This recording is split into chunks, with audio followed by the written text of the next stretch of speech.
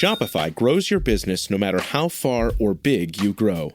Shopify is the global commerce platform that helps you sell at every stage of your business. Whether you're selling your fans' next favorite shirt or an exclusive piece of podcast merch, Shopify helps you sell everywhere. Shopify powers 10% of all e-commerce in the U.S. Allbirds, Rothy's, Brooklinen, and millions of other entrepreneurs of every size across 175 countries. Plus, Shopify's award-winning help is there to support your success every step of the way. Because businesses that grow, grow with Shopify. Sign up for a $1 per month trial period at shopify.com/income, all lowercase. Go to shopify.com/income now to grow your business, no matter what stage you're in.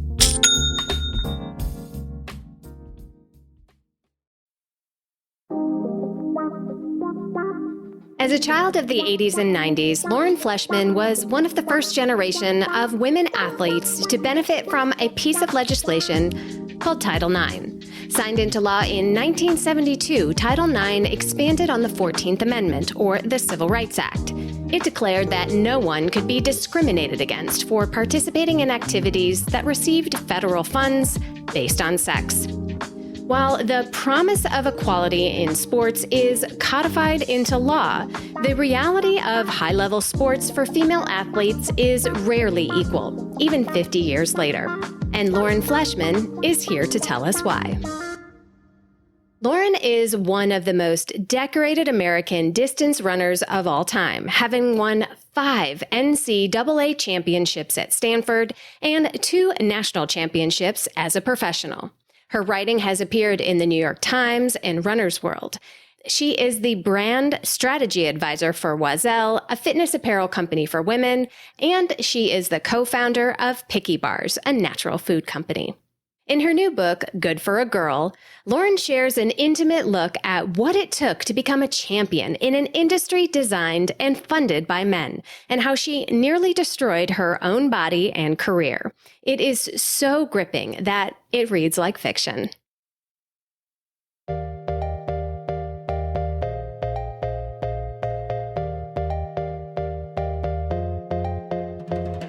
Welcome to The Planted Runner. I'm Coach Claire Bartholic, and my mission is to help you improve your running, your mindset, and your life with science-backed training and plant-based nutrition. In this episode, you'll learn Lauren's incredibly vulnerable true story with all the highs and lows, how Lauren stood up to Nike well before she was famous, and she'll share her best advice for those still competing today. I have to say that I think this conversation was one of the most powerful I have ever recorded, and I know you will come away from this inspired. Before we begin, I want to announce that my book, The Planted Runner, Running Your Best with Plant-Based Nutrition, is available now wherever books are sold. I include everything you need to become a better runner all in one place, fueled by plants. Order your copy today. Don't forget to stay tuned all the way to the end of the episode for another Mental Strength Minute. Fortify your mind in 60 seconds or less. And now, here's my conversation with Lauren Fleshman. Welcome to The Planted Runner, Lauren. Thank you for having me. It's an honor. I'm going to try, and I'm going to fail not to gush over your book. I read the whole thing this weekend. It's called Good for a Girl. But before we get into the book, I want to ask you, what's harder, writing a book or winning a national championship? Easily writing a book. At least a book about your life. I mean, I've heard that there are easier ways to write a book and easier genres. Yeah. So, well, one thing that struck me about the book was how vulnerable you were. You did not have to share so many super personal details. You did not have to share how much you screwed up. You know, you didn't have to share how you weren't that nice of a person sometimes. Like, you didn't have to do that. Why did you feel that was so important? I think it's really important because we're all acting in our kind of we're doing the best we can with the information we have and the tools we have in the waters we're swimming in, right? And so if we want to change these sports systems, which is the goal of writing the book, is to influence some sort of change or motivate change, it's really important to model the process of change and what it actually looks like, the mistakes that we make, the things that we do and believe and say when we're under one impression of how the world works. But then as we get new information, we change, hopefully, right? And so I wanted to show that I can't pretend I'm on some perch where I've always had all the information and I know what's best, and I'm just telling other people to hurry up and get there, because that isn't true. It's not how it happened for me. And it's also unrealistic, and it just shuts people down. And I think that especially when it comes to things like looking critically at how we've maybe contributed to a negative body image culture, or how a coach or a parent may have accidentally harmed a child, or person in their care, it's people are going to have to confront some difficult feelings when they have those moments of reckoning. And so I think my hope is that seeing me reckon makes it a little easier for someone else to do the same thing. Yeah. Yeah. For the most part, the book was kind of a love story. It was a love story about running, and specifically women's running. But at the same time, it really was, or is, a pretty harsh criticism of the way women are treated from high school, college, professional level running. And, we want to think that things have changed. At least they have changed significantly in the past 10 years or so, but there's still a long way to go. Can you explain? Yeah, absolutely. I mean, I think everybody loves to talk about the benefits of sport. We've just passed the 50-year anniversary of Title IX, and without a doubt, I have had amazing opportunities that my mom never had. I mean, and don't even get started on grandparents, right? Like, we are for sure having an enormous fulfillment of a promise that sport can bring us, but it is capable of so much more. And I want to help remove these very movable, in my opinion, barriers to the most women getting the most out of the sports experience possible. If these things keep coming up over and over again for 50 years and the friction points are in the same places, to me, that's actually optimistic. We're not dealing with like a nebulous monster that's impossible to figure out. Is it challenging? Yeah, but it's not impossible. Yeah. What are some of those things? What are some of those movable objects? Well, I think that one of the biggest ones, the most fundamental one, lives in all of our heads. It requires a fundamental shift in thinking. And that is, up until very recently in history, at least where we live, the culture that dominates our life was built by men in the interest of lifting up men and boys, and women had a different role in society that was kind of significantly more limited. And it's very recent history that women are entering these male-based or male-created spaces, and we've been more successful in some spaces than others. And so I think that we're at a really exciting time where we have enough of us are in these spaces to move past the stage of surviving in those spaces. Like, okay, what does a female attorney need to do to survive in this male attorney culture? What kind of jokes does she need to laugh at? What kind of outfits does she need to wear? What sort of persona does she need to embody to survive here, right? We're getting to the point where once you have 40% of the total number of athletes are women now, right? In the United States, at least, maybe we're at a point where we don't need to emulate the dominant culture, the historical dominant culture, to be successful. Maybe we're at the point where we feel we have a right to shape the spaces that we participate in to be more built for our own thriving. And that's what I think we need to start thinking is we need a shift in moving from being afraid of our sex-based differences, because difference has been used to oppress and exclude us for so much of history. We need to find safe ways to move into being able to look at our sex-based differences so that we can optimize the spaces around us. Right now in sport, because we aren't doing that, we are trying to emulate the male default model. And that's kind of stupid, especially between ages 13 and 22, when your body is going on a completely different physiological trajectory than your male peers. And so like the result of making invisible our sex-based differences results in harm. It's not harmless. There is actual harm in ignoring the ways that we're different. I think people think that with Title IX, that now we're equal, right? Mm-hmm. So we should train equally. The boys and the girls can be separated, but we should be able to really do the same things as the boys. Just, maybe our paces are different. Maybe our mileage looks different, but, we can't actually do that. And you painted the story about your own personal story and those of the girls and the women that you trained with of why that doesn't work. Can you explain why treating boys and girls in training at that particular age can't be the same? Yeah, it can't be the same because our what's going on under the skin is completely different. Up until age 12 and a half, there's no sex-based differences in performance between boys and girls. You can be competitive in a female body in all kinds of events, sports. You can win records, whatever. But once puberty starts and you have exposure to a different concoction of hormones and you begin to take different shapes, the male-based path that sports was built around is built to optimize male puberty. The biggest financial incentives go to who's the best at age 17 or 18 years old. That's like anybody that's had a son or watched a boy turn into a man. That's like a really great time to make determinations like that. If who's going to get to go to college for free is massively consequential. Same thing with becoming a professional.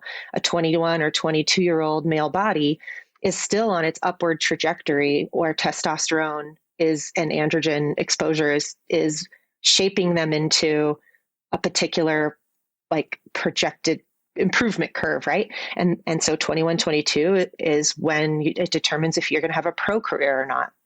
The female body is going through something very different. When we hit puberty, our body has some of our changes are not immediately beneficial to performance. It takes some time to adjust to the body composition changes, the development of breast tissue and a menstrual cycle and all these things that they're essential to our health, our function, and our long-term performance. But in the short term, they can be really disruptive and they can create like a period, a necessity for a lot of grace with ourselves and from the people around us, that these kind of golden rules that you get out what you put in sport and like effort equals results. Those things aren't necessarily true for a 13 to 18-year-old female-bodied person. They can train harder and not improve for a season or two. They can even sometimes get a little bit slower or less coordinated for a season or two. But if they can ride it out and they're met with grace and they're met with encouragement and a holistic perspective, their body tissues will adjust to this new body, and their absolute strongest body is their woman body, and they just need to be allowed to get there and supported through that change. So how do institutions like colleges or professional teams, how do they do that? Because that obviously requires a longer investment. If you're thinking about from a business point of view, you want your returns to go up and up and up every single year. And we get this girl who is a phenom in high school, and then she gets to college, and then, she's got a plateau for a year or two. I'm just playing devil's advocate, but like, how do coaches and sports programs, how do they invest in somebody who is plateauing? Yeah, well, you have to have a general understanding of a different but equally valid way to progress. It's only difficult for us to imagine because we're using the default progression as a norm, but it's really not. You expect, like when someone is learning a musical instrument, for example, that the learning curve is steep at first, and then you kind of maybe get stuck for a while, and then you have these leaps again, right? But we we have had trouble normalizing a female embodied experience. We need to change the rewards and incentives for coaches, though, because you can't just leave this up to the goodwill of coaches to go, oh, well, I understand. I'll just help you ride this out. Like, sure, there are people doing that, but what you need is to stop creating all the incentives around winning for coaches. Coaches, this is especially in the collegiate and high school level. It's not like high school coaches get bonuses. So let's just talk about college for a second. You want to create their incentives around attrition rates, like, are athletes staying on the team through these changes? What's their kind of intake versus out, like when they're coming in versus when they're coming out, their sense of self or confidence.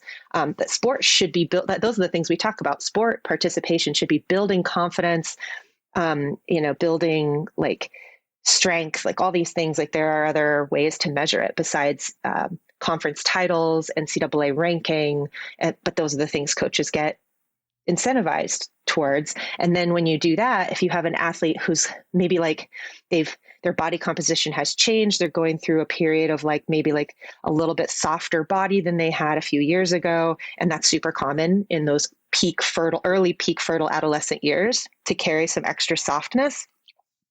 But a coach will be like, oh, I'm not patient to let you go through this period of your career, or I've never learned the value of that, how essential and important it is for you to go through this stage of your development. What I need you to do is to make that softness go away. That the way your body looks is unacceptable. It is not what elite looks like. You need to lose some weight, or whatever version of that I hear about constantly from people that's happening. And when you're asking somebody to interfere with their natural developmental progress, you're going to get a lot worse than a plateau. You're going to get injury. You're going to get people being sidelined completely. And those are, there's scenes in the book like that. When I make those mistakes later in my career, it's really the biggest tragedy is not even close. Your body changed and it was a little bit harder for a year or two. That's nothing compared to missing entire seasons, having to just not find out what your potential is at all because you were pressured or you added pressure on yourself to fight the natural changes of your body. Yeah, part of your story was, and I knew your story before I read the book, but I was still rooting for young Lauren to do something different. And I was just you were defiant. You were eating the hamburgers and the fries while everybody else is eating salads and staring at, you and what you were eating. And you were just I am going to eat whatever I want. And then later on, you got sucked into it. And I was just no, Lauren, no, don't do it. So can you walk us through that? Because you knew better. You were studying this in college, and yet you still got sucked in. Can you walk us through that? How does that happen? Yeah. It's really the culture is so strong. Even a person like me who had a great high school coach who didn't put pressure on me, that went into honestly a really good college program. I mean, sure, it wasn't perfect, but I've heard far worse stories. I would consider our environment mostly healthy and positive. Most of my teammates came away still liking to run and having fond memories together. But yeah, there was an understanding that I brought in as a young person of I guess self-confidence is really what it came down to. I don't need to be anyone else to be my best. I actually just need to be more me. And that's what you need young people to believe and hold on to. How do we teach them to learn from others without trying to be others? And how do we have coaches do the same? So it was I managed to hang on to it through college. And I think that's why I was having so much success, really. It was that doggedness and staying connected to myself. But the sport world is full of things pulling us away from ourselves. The forces eventually wore me down too. It took longer because for me, it came down to economics. It was once the financial stakes were high, once it came to here, you have a Nike contract. And if you're not placing X in the world within a short amount of time, which was totally unrealistic expectations based on a male progression, again, right? Yet another industry that like copy pastes male experience and expects female bodies to do it the same way. I felt that immense pressure. If I wanted to keep doing this, if I wanted to keep this job and be able to chase these dreams, then I need to accelerate my development. I need to look at who's the best in the world right now, which was Paula Radcliffe at the time that looked like me. What does she weigh? How does she train? How does she eat? And so for the first time in my career, I really get sucked out of myself into someone else's experience and make the assumption that what someone else is doing is better and makes sense for me. And then, yeah, once you kind of lose yourself, it can go downhill. Yeah. And you later found out that Paula Radcliffe didn't even weigh whatever that was. Exactly. Yeah. Like how earth shattering was that when she told you that? I mean, in a way, it was like the best thing she possibly could have told me, because by then it had been 7 years of riding this roller coaster of like, okay, I sort of lost my way in 2004 trying to be Paula Radcliffe. I paid the price for it with an injury. And then I went through several years of sort of like finding myself, losing myself, finding myself, losing myself, right? I'm like riding this thing because that's actually more commonly how it works in life. You don't learn everything all at once and never make a mistake again. That's how like recovery, sobriety, so many things are like that. So I'm riding this thing back and forth, which I think is kind of a hard thing to watch go down, according to people who I love that read the book. They're like, God, you were killing me for a few years there. You're okay now. Yeah, I'm okay. But by the time 2011 rolled around, when I got to talk to Paula Radcliffe, it was like she was telling me what I knew all along, that it's all an illusion and it was all pointless anyway. And you should have just stayed focused on yourself. And maybe 6 months before that, in 2010, I remember my father-in-law, Jesse's dad, said something to me after I won a national title where he was like, man, you have so much talent and you're such a hard worker and it's amazing. And I'm just like so proud that you're getting the rewards back after such a tough time. And I said something like, yeah, it's great. And I think there's more in there. Like if I like lose a few more pounds or whatever. And he was like, yeah. Lauren, what if you stopped spending time thinking about that? And just what if you assumed that the body you have is actually the best body for the job for you? And I wanted to discount him because he's not a coach and what does he know and whatever. But it was like hearing my high school coach's voice all over again, or my dad's voice again. It was sort of like, oh, actually, this is what the truth is. There's a lot of other voices out in the world telling me something different. But the truth is actually like, there's only one me. My body needs to develop the way it develops. I need to stop looking around and just look within. Mm-hmm. You know, it's such a challenge because at high level athletics, you know, you're taught to push through pain. You are taught to be uncomfortable. It's bred in you. It's genetic, but it's also part of your training to push harder and harder and do the little things, do the 1%, do all of the tiny little things. And pushing past hunger is something that is, you know, I mean, it's so hard. It's such a tough subject because, you know, physics is that lighter can be faster. Mm-hmm. You know, at a certain point, if you were, you know, at the top of your game and you gained 20 pounds, you cannot move that body as fast. That is physics. But yeah. You know, that same mentality of doing the 1% every single day can get you in trouble. So how do we, I mean, even recreational athletes do this too. Yeah. So how do we find that line of being right there, but not hurting ourselves? Yeah, well, that's a really good question. And the important thing to remember is that we actually know very little about how the female body works with regards to the physics you're talking about, right? Like if you look at the 1996 USA gymnastics team versus the 2021 USA gymnastics team, you look at those bodies, they're entirely different. entirely different. The bodies of 2021 were outperforming the bodies of 1996 as far as technical ability and power and strength and all these things were the type of body that the coaches of the 96 team were trying to prevent them from having. They were saying that is not a body equal to success, right? And they were starving those athletes to the point where they were eating toothpaste to satisfy their hunger response. Turned out they didn't know. They just didn't know what a female body could look like and be maximally powerful, right?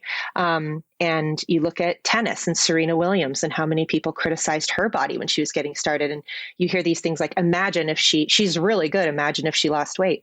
Well, why is that the thing that we say? Why do we look at the best in the world and when they don't look like we expect them to, which is the most similar to a male body, we say, wow, they're pretty good for a big girl. Imagine if they lost some weight. Instead of saying, here's actual evidence that there's more body diversity than we thought that can be truly successful. I ran 15 minutes and 15:02 in the 5K, 8 pounds different swing. Yeah. And you look at those simple physics formulas that I hear high schoolers repeat of like, every pound is worth 6 seconds in a 5K. And I'm like, no, that's so damaging and it's incorrect. But there will be people who will show you the math. They will show you the formulas and they'll say, this is actual science. This is how it works. And I'm like, dude, you're talking about a human body. You're talking about the strength of the human spirit. You're also talking about maybe the weight and the body fat percentage that fits that formula isn't the one that optimizes my confidence as far as like whatever the hormonal balance that makes my endorphins work the best or my serotonin levels the best or whatever those things are that are harder to put your finger on, but are like any coach will tell you, the confidence of an athlete's way more important than anything else. What training they've done, how much they weigh, whatever. You can, if you're confident, you can win with a cold, you can win, you can overcome incredible things. So I think there's just like a very unnecessarily small band that we're comparing ourselves to and using to define excellence that is like the costs of that on our daily psyche are massive. And when I learned to loosen up and I developed this incredible gift of being able to eat like at a table with friends again and not be thinking about it, to have wiggle room, to not be like counting calories anymore, or just to have ease and peace, because that opens up space for so many other things in your mind. You don't have infinite mental space or time to spend thinking about things, right? So what percentage of your time do you want to spend thinking about maximizing your body fat percentage or your race weight, right? Mm-hmm. No, that's such a great answer. And I think when you say it that way, it makes so much more sense because, we've all been, hungry, hangry, and what does that do to our mood, to our body? We're cranky. Yeah. We are more vulnerable to negative voices. Absolutely. And that is what it takes to win. You have to shut down the negative voices when things get hard. And everything's harder when you're hungry. Everything. Oh my gosh. I mean, just like I look at it's a total gift being a parent sometimes, because we all have an inner toddler that still lives inside us, but I get to like see their children brains reacting to things. And when my kids get hungry, they are so emotionally fragile. Like they're so emotionally fragile, and they'll say things like if they make a mistake or there's a conflict, and instead of just having a normal amount of feelings about the conflict, it turns into everybody hates me. Nobody loves me. It goes to this other level of self-worth that I'm like, whoa, how did we get here? Whereas like a well-fed conflict, you have more tools. You have more tools that you can reach to deal with it for your resilience. Yeah, absolutely. Absolutely. So let's get into the science a little bit. So you have a degree from Stanford in biology, and your concentration is women's health and athletic performance. Mm-hmm. So what has changed in the past 20 years, and where do we need to go? Well, what's changed? I don't know everything that's changed, but it was helpful to do the research for this book because certainly there's a uptick in the interest and research of the female athlete, but there's still a huge discrepancy in the research of research that includes female athletes and research that doesn't. And the default is still that scientific papers are written that make declarations about how things work, and when you dig into the fine print, they were only done on male athletes. And that has been the same story since I was in college. I remember one of my professors saying that the reason why female athletes aren't used in these studies and females in general are so understudied is because they have this pesky menstrual cycle. Right. And when you're doing a study, you need to control as many variables as possible. Well, then that makes it like it's a disincentive to use women, because then you're like, oh, well, how are we going? One of them might be ovulating, one might be menstruating. There could be like these waves of their stuff that could be influencing it. Well, that's exactly why we need to study women. Yeah. Because if you're saying that our cycles make us too complicated to use in the study, well, then we probably are going to be reacting differently to the stuff you're studying than male bodies. Like these differences, it's just funny to me when they're like, when we're on the one hand saying we're too different and then we're actually all the same. That's what they're saying at the same time. And I'm like, okay, this is ridiculous. Yeah. I just heard, I guess it's been out for a few years now, but I just heard that menstrual cramps are actually as painful as a heart attack. Have you heard that? I have. And I saw this amazing video. I can't remember what it was, like a reel maybe, that this science account, this woman used, where she showed if uterine cramps are strong enough to crush a soda can. Oh my God. Wow. Yeah. Really? Yeah. And then when you even just like, for me, the biggest thing that I came up against was bloating and mood shifts. And so if a race fell right before my period, I was having to deal with, it's kind of like the hangry thing. I wasn't hangry, but I was dealing with the increase of self-doubt that just comes every month for me for a few days before my period. And so that was a significant additional obstacle. Plus these body changes that are mostly water, but still when the culture around you is telling you that there's such a thing as a race weight versus a weight range, and that number is critically important. And you've been thinking about that number and working to get to that number like every day for a year. And then that number goes up even as little as 2 pounds. How do you then do the mental gymnastics of this number matters a lot, but it doesn't matter at all. Just get out there and run. Like it's a trap. It's a bind for women. I never talked about race weight with my athletes, my professional team, for that reason. There's nothing to gain from it. Right. And, I coach athletes too, and recreational athletes for the most part. And, I've had people come to me and say, can you base my training off my menstrual cycle? And I'm just like, I don't know how to do that. So how do we do that? Do you have any idea? Well, there's a debate about whether that is the right move or not, because so Dr. Kirstie Elliott-Sale out of the UK is a major voice that I respect and trust and leader in that space. And she's been really hesitant to embrace or support these apps that provide menstruation-based training, because it's extremely individual what people experience. And it would be just as stupid to base everyone on a team's training around one type of menstrual cycle experience than it is to base nobody's training on any menstrual cycle experience. And so she has said, and I may be misquoting it, but the general idea that I've picked up from Dr. Kirstie Elliott-Sale's work is the best tool you can do is teach people how to tune into their own cycle and what adjustments they should make. Like give them a few options, like if X, then Y, if Y, then Z, so that they can go, okay, if I'm really it's okay to move a workout.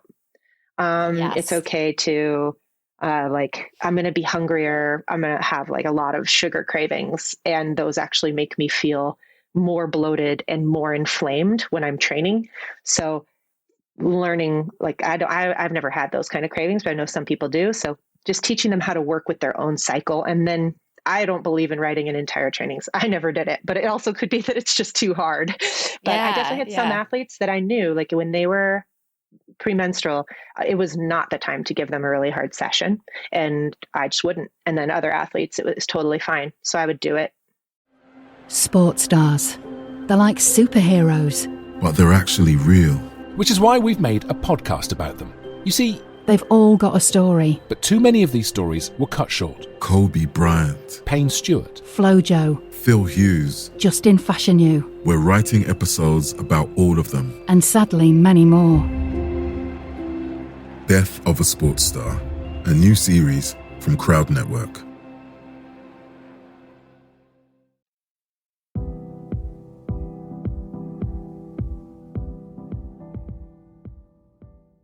I'll get back to the conversation in just a minute, but I quickly wanted to invite you to run with me in my beautiful hometown this fall. On September 14th through 17th, 2023, I will be hosting a 4-day running retreat in the Blue Ridge Mountains in Asheville, North Carolina.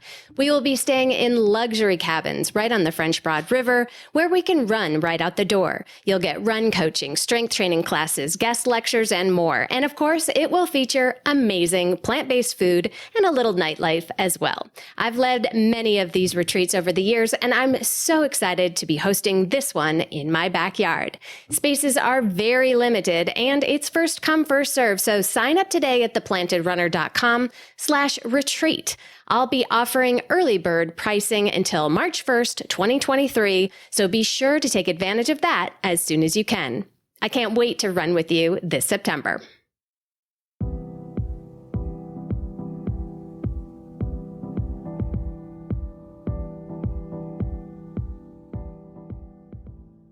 Thankfully, we are starting to see more elite athletes talk about this. There was that one swimmer, I think she was Chinese, who, won her event, and she was like, "This is amazing, and I'm on my period," and everyone's just like, "Oh, she just said that," Yeah. I mean, at least we're talking about it more. I think that it's, hopefully not such a taboo, the thing that every woman goes through, Right? Yeah, that's a good point. And that is a way, back to your question of what has changed, that has certainly changed. I think that there's a lot that's changed as far as like women reclaiming their body functions, their essential functions, and taking them out of the shadows and talking about them. And also having the courage to ask sport to change. When you think about Simone Biles withdrawing from an event at the Olympics because her head she knew her head wasn't in the game in a way that would be able to keep her safe in a highly dangerous event. And she pulled herself out. She made that decision, and that enraged a lot of people. That is not a part of the inherited dominant sport culture that we have walked into. And so the initial reaction to that was negative. Like, who does she think she is? And then the next we needed to be doing this all the time in women's sports, though, because what the norm isn't necessarily the best for men either. It was the thing that was made a long time ago by men for men and boys, but like we know more now. And I think when you have someone like Simone who does that, then this, like after the initial wave of rejection comes the thoughtful commentary of, hey, athletes should feel like they have agency. They should, like, mental health should receive as much importance as like an Achilles rupture or something like that. And the athlete knows their body best, and you can't outsource that kind of important knowledge to a coach, which is what was expected of athletes in the past, that you don't decide when you're injured, coach does. Those days are over, right? Right. Yeah. And Carrie Strug doing the vault with a broken ankle, that's what we want to see, though. That is, exalted as the ultimate level of sport, to push through pain and to absolutely be a robot. I mean, we might as well just have robots out there, if we're if we're gonna treat people, athletes, as if they are simply performers. Yeah. And I think that the thing is, like, we don't really know what was going on in Carrie Strug's mind, right? Like, Carrie Strug might not even really know because she was a teenager. And so she may or may not even be a reliable narrator when you're indoctrinated in a system. But I do believe that that it's okay if somebody wants to make an individual decision to run on an injury or to compete when they're sick or whatever it is, those Carrie Strug type moments of pushing through and triumph. But we can't make space for those moments to happen if we can't trust athletes truly have agency and and they're making those decisions for themselves. And they're not making them out of fear that they'll be kicked off a team. They're not making them, you know what I'm saying? Because I'm not such a stickler that one must preserve the temple at all costs and never ever suffer a temporary boo-boo for the sake of like a bigger dream. I do believe that can be part of sports, but those are individual calls. Yeah. I'd love to get back into the running culture for women. And to be fair, this is actually for men too. Men go through eating disorders in the running world and other sports. Your husband, Jesse, is a notable example of that. So this is not just about young women, but it seems to be more pervasive with women. Maybe the guys aren't talking about it as much. I don't know. But, part of race weight, quote unquote, is not just running fast, but it's wearing the kit, wearing the short shorts, wearing the tiny sports bra. It's looking like an elite athlete when you're on the line, So part of me, I have two feelings about this. Part of me, if you're at that level and you're proud of your body and you are happy at what you have built, what's wrong with showing off the physique that you worked so hard to achieve? But then the other part of me is like, wait a second, are these really the most aerodynamic shorts? Is that why we're wearing these? Is it for drag or, and you definitely have a lot of opinions on that. And I want to point out the Nike Objectify Me campaign that you did. And hopefully we'll put a picture up of what that was if people don't remember it or who have never seen it before. And it was a picture of you and you are just defiant looking at the camera. And you're not wearing the little bun huggers. You're wearing regular training shorts. I would love for you to talk about that episode and why it was important that you did that. I think that like we've talked, it kind of comes back to agency. I think that a lot of things with women, we may think we know why we're doing the things we do, but it's important to be humble that we're marinating in a culture full of forces that it takes a while to figure out what is shaping your opinions and your thoughts, right? Like examining the high heels. Do you really love high heels? How much of it is it that you love high heels? And how much of it is that high heels are a symbol for something or elicit a reaction that you desire, that creates a feeling that you want? And why is that item related to approval and the feeling that you want? Who decided that? And what really happens to your back in high heels over time and your bunions? And do I still, at this point, now that I've really thought about all the issues around it shaping the decision, do I really want to wear them? The answer still might be yes, and good for you. Wear the shoes. Like, that's great. But I'm a big fan of taking the time to understand why we're doing what we do, because if we kind of all can do that, we will be using our agency and freedom, and we can respect other people's choices. And there'll be less of the part you mentioned of like, this is what elite looks like.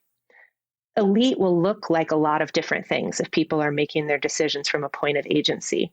And so in the Objectify Me ad, that was like the first time in my life that I was really questioning the need to be exposing my skin in a way that's attractive to the male gaze. The initial advertisement pitch was going to be a picture of me naked, to quote, tastefully done. And as people know, so often in our culture, the sign of really making it as a female athlete is being in Playboy or the ESPN body issue or depicted in lingerie or some sort of gown, like refeminizing you to kind of assure people that you're still feminine. And So I think I was becoming aware of more of those things. And I also saw that when the only definition of elite is I have achieved a body that is worthy of being looked at naked or nearly naked, then a young person coming up in the sport, it continues that cycle of, well, what does success look like? Success looks like having a body that people want to put on a poster naked. But what does success really look like? Oh my God, there's like 150 other things to focus on. That one, the way your body looks, is the one most supported by societal forces. And so you're going to be most likely to spend most of your time on that one at the expense of all the other ones. And when you're doing that, if there's also this hidden cost of REDs, losing your period, increased risk of stress fractures, all these other things, you're going for the body that looks professional and actually preventing yourself from ever becoming elite. It's like, it's a trap. So I think I just said, it took some courage to come back to the Nike people and say, hey, I don't want to do a naked ad, because I wasn't a Serena Williams level person that could feel like I have confidence and say, hey, I'm the best in the world. If you want me in your ad, you're going to do it my way. It was very much more like, oh, wow, this is my big break. If I get in this ad, other people might learn who I even am. What a huge opportunity. I should just shut my mouth and do whatever they say. But the thought of having a poster of me on girls' walls that furthered a cycle that I knew for sure by that age was at increasing risk of eating disorders, creating all this mental static in my teammates' minds and my competitors' minds. I just couldn't do it. Like, I came to the point where I was like, I'd rather them say, no, you can't we'll pick someone else. So yeah, I think I was really proud of it. I thought it was good.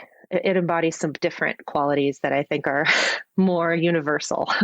Yes, absolutely. Absolutely. It's iconic. So I'm glad that you stuck to your guns. This must be so hard. You're in your young 20s and you're just like, like you said, just please invite me to the table. I'll do whatever you want. Yeah. You see that at anything, young musicians who, want to have to play for free because it's their big break. Young people are, put into these situations and your brain is not fully formed yet. And you end up doing things you don't necessarily, your older self maybe would not approve of. So, it's hard. It is hard. And it is tough. And I just I also was I was always kind of more of a tomboy growing up. So I think that drove me to see some of these forces at play a little bit quicker than I would have otherwise if I was more of like a femme type person. But yeah, it was kind of even just like, well, that's not even me. Like, that isn't something that I naturally would want to do, or someone might. And then just one more thing about the outfit, like the idea, I loved what you said about when you want to, this elite kit, is part of the symbol. And I love the idea of like these little bun huggers. It's basically these little bathing suit bottoms, and thinking like, if these truly were faster, men would wear them. They would. Yeah, men are fiercely competitive. They would be wearing bun huggers in their races, and they're not. So there you go. And why do they even wear shirts? Because, the shirts chafe their nipples. So they really should be just in there in bun huggers and no shirt if we're trying to be equal, right? Yeah, absolutely. If it's truly about equality, that's what we would do. I spoke with Emily Cole recently. She's a D1 athlete at Duke University, and she talked about her story. She has written a book. She had struggles with her nutrition and probably a little bit of orthorexia, eating too healthy, which landed her in some trouble. And she is seemingly all right now. But, that was when young Lauren was going down a hard path too. So, what advice would you have for someone like her? I think that really it's difficult because, at that stage, I wouldn't have listened to anybody that hadn't been in the arena, right? Like I was so skeptical of doctors' advice, other people's advice, anyone that didn't agree. I was kind of like, you just don't really know what it takes. That's how deep the culture is. And that's also what disordered eating, like when the disease begins to work its way in, I mean, that's what it does. But I try to sell people on the pluses of the freedom that, like the things we were talking about earlier. What happens when you free up mental space? Like, first of all, in like really going to the physiology of, you can have a wider weight range. You can consider the fact that you may actually perform better with a little bit more softness, where you just don't have to be quite so on the edge. Mm-hmm. Like really, truly consider that, because it very much can be true. And then like think about what possibilities exist when you don't have stress when you're cooking and eating, when you can feel like, where are the spaces that can be filled with confidence, with love, with joy, with ease, and then how much better will you compete from that space? Orthorexia is a tricky one, because it's like, it's perfectionism, which is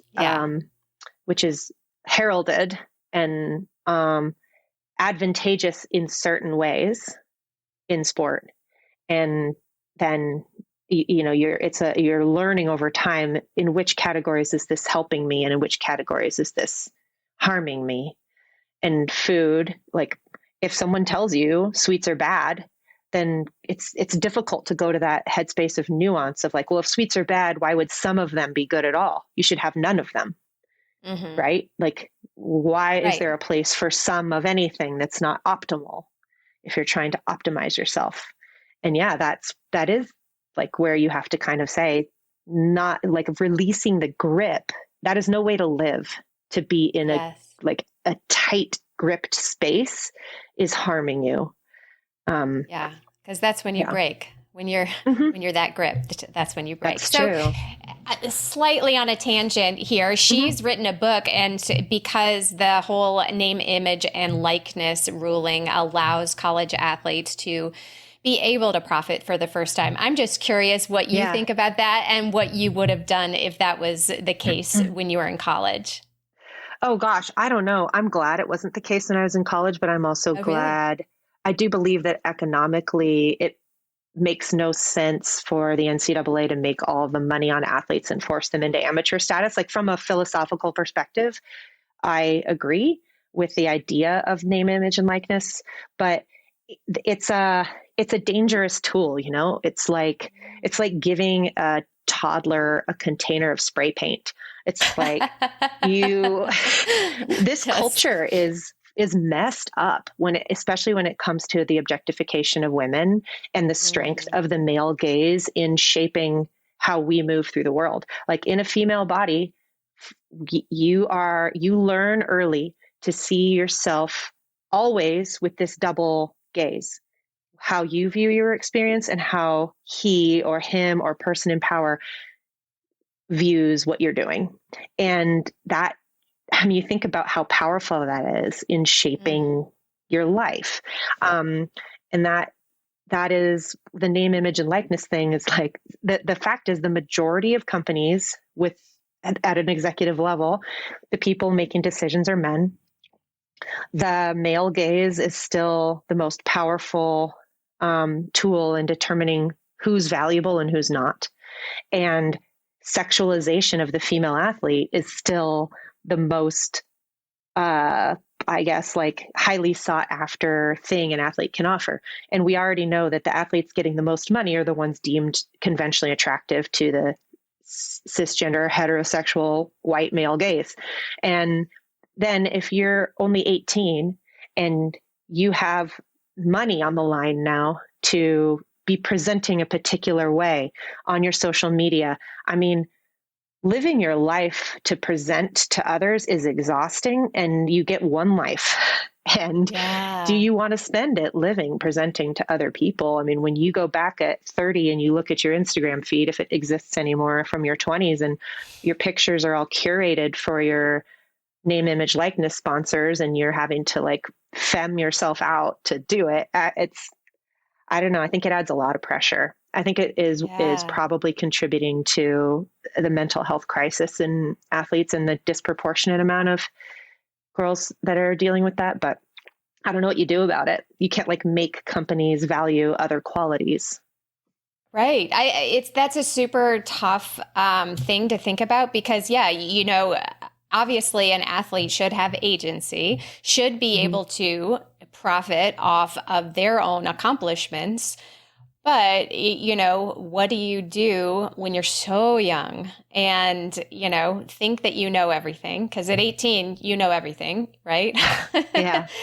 And you're ripe for people to take advantage of you, Yeah. And you get paid and your teammate doesn't, who's maybe even a little better than you, but they're not, quote, hot, according to whatever Adidas thinks or whatever. I mean, I don't know. It's just like it adds this whole other element of, it's just kind of gross.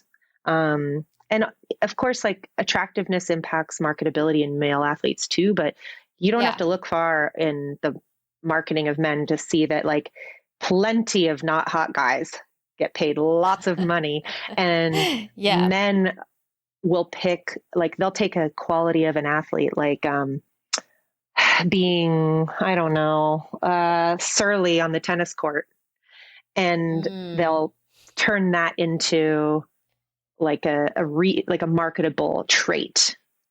And then whoever is celebrated helps define what's attractive. It's not, so if you celebrate a wider variety of bodies and appearances, it just expands the view of what's attractive. And we just aren't getting those same opportunities in women's sports to do that through marketing.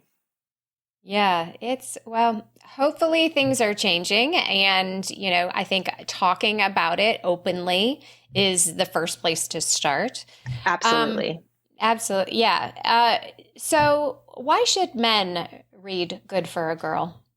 Oh, so many reasons.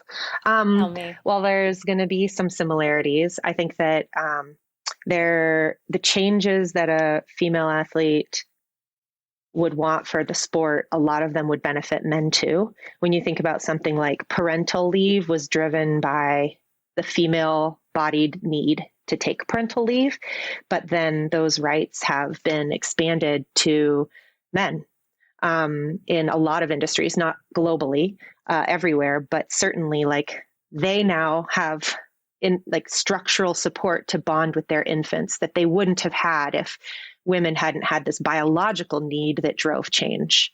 And so I think similarly, like all the stats, there's multiple times in the book where I mentioned the stats for, let's say, risk of bulimia, anorexia for female athletes, and then also list the stats for males. And I think that like, it's clear males are suffering too. This system isn't just like working supremely well for them. And they could ride on the coattails of some of these changes. And honestly, they should be pushing for them. They should be pushing for them as allies to their female athlete peers, because their female peers are hurting. And that it's not just their job. It's not just women's job to fix this. Right. So we all have to advocate for each other. And I think that runners are awesome at doing that. They're awesome at showing up for each other, at viewing us as like one community. So I think that it will be really insightful. I think it also for men will help them understand ways that they may have inadvertently perpetuated harm. And it will do that for women too. I certainly know it does that. So it will help kind of illuminate some things, and they may not agree. And, nobody has to agree with everything in the book. Like people can take what they want and leave what they want, but there will undoubtedly be moments where they go, oh, okay. Like, I'm glad I know this now and I won't do that again. Especially male coaches and like parents of girls. For sure. Yes. Yes. So speaking of parenthood, you have 2 kids. How do you imagine you'll support your own 2 kids if they decide to go the athletic route? Oh, yeah. Gosh, it's funny. I feel like already in kids soccer, Jesse and I are like the most chill parents on the sideline because it's 4th grade soccer, but people can already get so intense in I think that I think that because we've both been there and we've done it, we know how much is actually just up to the athlete. The athlete has to be the one that drives it. They have to care. And that most kids will not be extraordinary. They will be average. And that is what you should plan for versus pushing for extraordinary.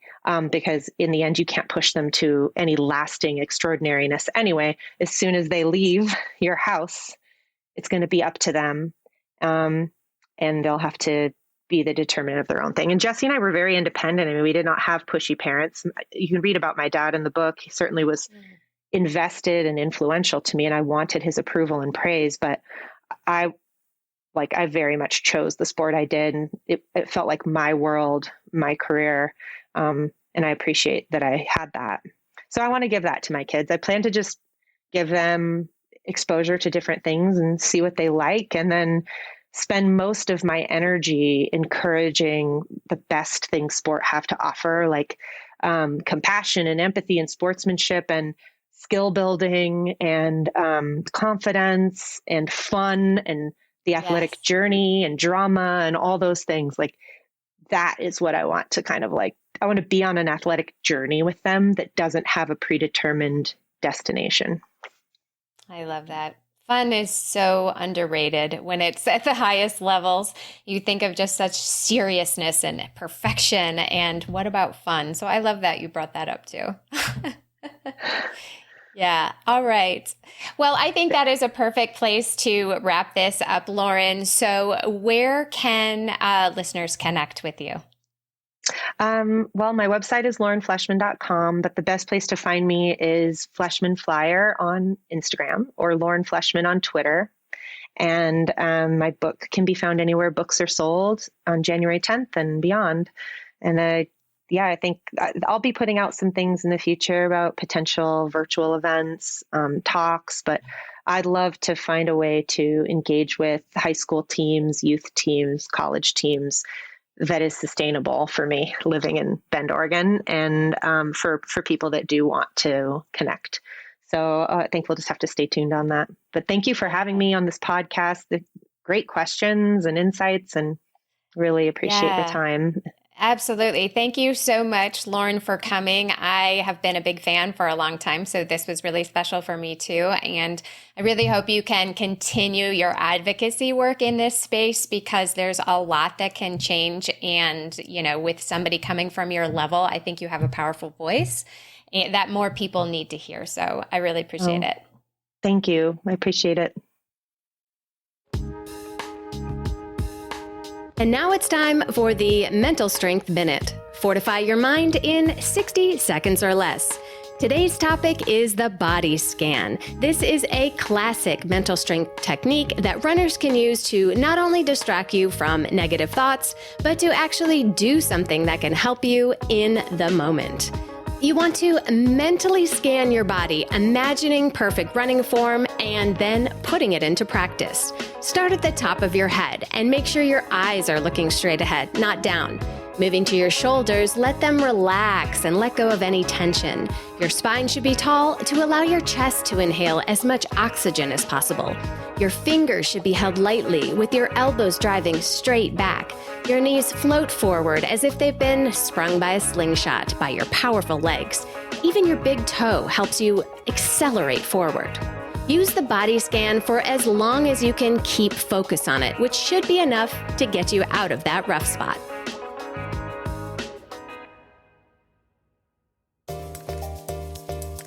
Thank you so much for listening to the Planted Runner podcast or watching it on YouTube.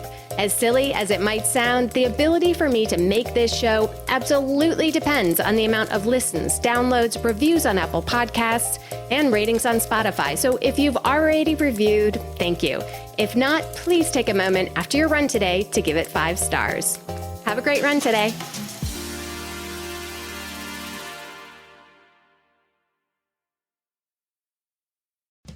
There is no hood like parenthood. When you meet a fellow parent, you just kind of get each other on a whole nother level. Hi, I'm Kanika Chadda Gupta. I'm a former CNN journalist, mom of 3, including twins, and host of That's Total Mom Sense, the podcast. I interview changemakers on their life lessons, legacy, and superpower of intuition, aka their mom sense and dad sense. I've had some pretty amazing parents on my show. Hey, what's up? I'm Kelly Rowland. Hi, this is Chelsea Clinton. It's me, Bobby Brown. Can't wait to share my story. Episodes release every Thursday. Subscribe wherever you listen to podcasts and on YouTube. Join my tribe at thatstotalmomsense.com and follow me on Instagram at Kanika Chadda Gupta. I'm thrilled to be on this journey with you.